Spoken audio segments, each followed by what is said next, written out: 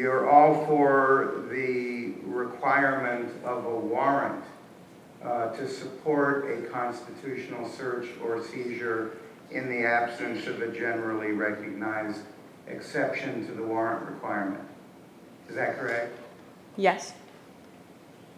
You're all in favor of requiring probable cause to support the issuance of a warrant permitting a particularized search and seizure, isn't that so? Yes. So what's new? The technology is new. The technology that we're using to make these searches today is new. Hannah mentioned the case Kylo v. US. Thermal imaging devices were not around when the Fourth Amendment was written, and these new technologies are what is new, and that's why we need to adapt the Fourth Amendment to protect ourselves from these new technologies that are more invasive. And how do you do that? For instance, emails. You're a student at a public university, and it's supported with government money. Do you give up your right to privacy in that context? I mean, you're taking government money and you have email. Can the government come in and look and see what you have been emailing other people without a warrant? I would say that in that case you have very little expectation of privacy, so yes, I would say that would be okay. Why?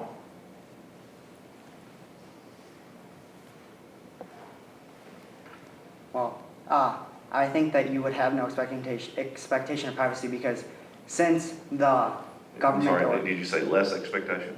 Yes, I said less. Yeah, I think that because if it is email issued by, let's say, the university, then you are using their money. They're providing you with the email, so I think they should have the right that if they need to, they can look into your emails because they are providing you with that service. I have to disagree with my friends and say that no, that you have an expectation of privacy with your email. To me, an email is still a letter, as ruled in Ex parte Jackson. The government cannot open your letters, and to me, email is just another form of a letter, just delivered electronically. At the same time, letters that Laura mentioning, physical mail is operated by a government service, and email is run by private companies. So although you might not have an expectation of privacy from the private company, I feel that though this is really ruled null and void under the Patriot Act, I feel that your email should be more private. Because the Patriot, I'm sorry. Do we take the same position with respect to Facebook profiles? I do not. Facebook profiles is more of a public forum, and it's a place where you are putting information about yourself out into a public chat room. To me, it's very similar as sitting in a park and talking with your friends. Does the development of thermal imaging technology alter as a matter of law what an objectively reasonable expectation of privacy is? Could you repeat the question, please? Yes. Does the development of thermal imaging technology, which I believe Ms. Rosnowski alluded to earlier, alter, as a matter of constitutional law, what constitutes a reasonably objective expectation of privacy? Well, I would cite Justice Harlan, who wrote in Katz v. US in his concurrence that electronic, and in this case thermal imaging, as well as physical intrusion into a place that is, in this sense, private, may constitute a violation of the Fourth Amendment. So whatever the means of intrusion be, I feel that whether it's technology or physical intrusion, I think you still have the same expectation of privacy in the place, regardless of the methods being used to access the information. Similarly, in US v. Dunn, which is the case involving whether or not a barn could be searched and whether or not the barn was within the curtilage of the residence, the court spoke of the umbrella of the Fourth Amendment and what was protected in regards of the home and included in that.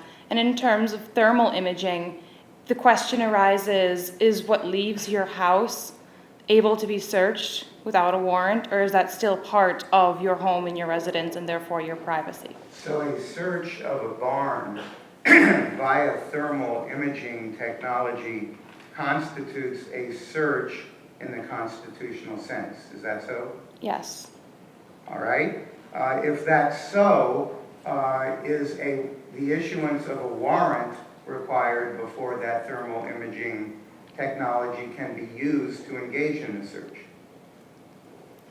I don't think it should be. Justice Stevens said that the heat waves emanating from your house are very similar to those walking from a kitchen or a meth lab. And if you smell a meth lab, you're gonna go and bust that meth lab.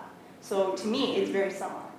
However, the court did rule in Kylo v. US that you would require a warrant to be able to measure the heat waves with a thermal imaging device. Though I do disagree. I would disagree with Angie and feel that that is not a search. The heat is merely, as Laura said, emanating from your house, and anyone who walks by should be able in a reasonable way to somehow sense that, and just enhancing your sensory facilities bestowed to you at birth is not unconstitutional, I believe. So the use of thermal imaging is simply an enhanced form of open view, which doesn't constitute a search. Is that what you're saying? Yes. Let me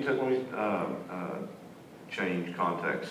Suppose that I'm law enforcement and that I have applied for a search warrant to search your computer for certain financial information on your computer and in the context of drug sales, okay? And while I'm searching your computer, I come across pornography and charge the defendant with pornography. Is that legal? Is that a legal search?